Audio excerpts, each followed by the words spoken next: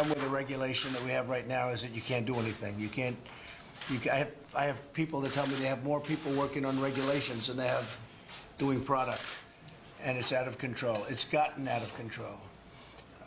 I'm a big person when it comes to the environment. I've received awards on the environment, but some of that stuff makes it impossible to get anything built. It takes years and years. You can look at some examples. I read one recently where a man's been trying to build a factory for many, many years, and his vote was going to be fairly soon, and he gave up because he wasn't going to win the vote.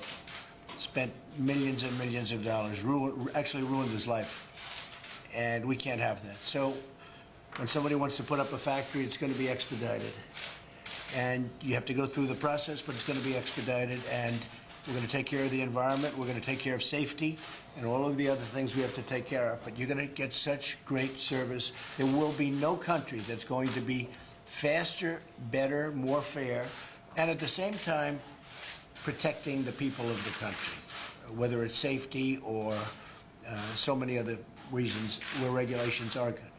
We think we can cut regulations by 75%, maybe more, but by 75%. Have, in a certain way, better protections. But when you want to expand your plant, or when Mark wants to come in and build a big, massive plant, or when Dell wants to come in and do something monstrous and special, you're going to have your approvals really fast. Thank you, sir.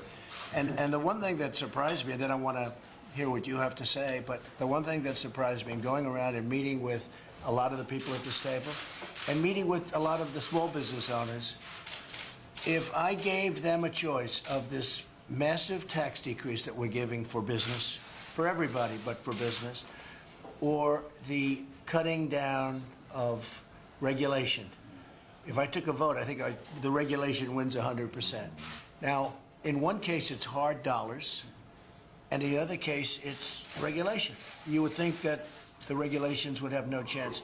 I've never seen anything like it. Virtually everybody is happier with regulation than even cutting the taxes. So the regulations are going to be cut massively, and the taxes are going to be cut way down. So you're going to have now incentive to build. The one thing I do have to warn you about, when you have a company here, you have a plant here, it's going to be in Indiana, or it's in Ohio, or it's in Michigan, or it's in North Carolina, or Pennsylvania, anywhere in this country.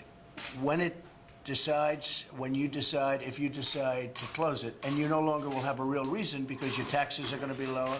And by the way, if you go to another state, that's it. That's great. If you can go from Ohio to Indiana or from Indiana to Ohio, that's fine. So you have 50 great, wonderful governors to negotiate with. So it's not like we're taking away competition.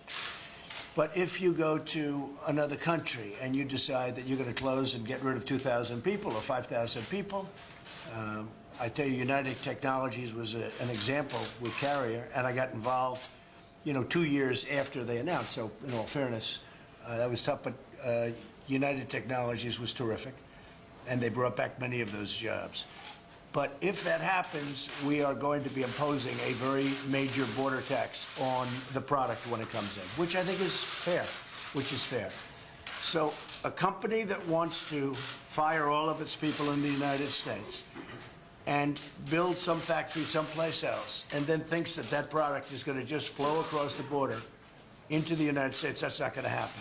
They're going to have a tax to pay, a border tax, a substantial border tax. Now, some people would say that's not free trade, but we don't have free trade now because we're the only one that makes it easy to come into the country. If you look at China, if you look at many other countries, I don't have to name them, but many other countries, they can't believe what we do. So we take in things free, and yet if you want to take a plant or you want to do something, you want to sell something into China and other countries, it's very, very hard. And in some cases, it's impossible. They won't even take your product. But when they do take your product, they charge a lot of tax. So I don't call that free trade. What we want is fair trade. Fair trade. And we're going to treat countries fairly but they have to treat us fairly. And if they're going to charge tax to our countries, if, as an example, we sell a car into Japan and they do things to us that make it impossible to sell cars in Japan, and yet they sell cars into us and they come in like by the hundreds of thousands on the biggest ships I've ever seen, we have to all talk about that. It's not fair. It's not fair. Never was. I just can't believe it took so long for somebody to come along. So that's the only thing I will tell you. So essentially, I'm talking about no tax, because if you stay here, there's no tax. Somebody would say, oh, Trump is going to tax. I'm not going to tax. There is no tax, none whatsoever. And I just want to tell you, all you have to do is stay. Don't leave. Don't fire your people in the United States. We have the greatest people. And many other countries have the great people. I mean, we all have great people, okay? This isn't that kind of a competition. Everybody has great people. But if we're going to fire people and build a product outside, not going to happen. So, thank you. So with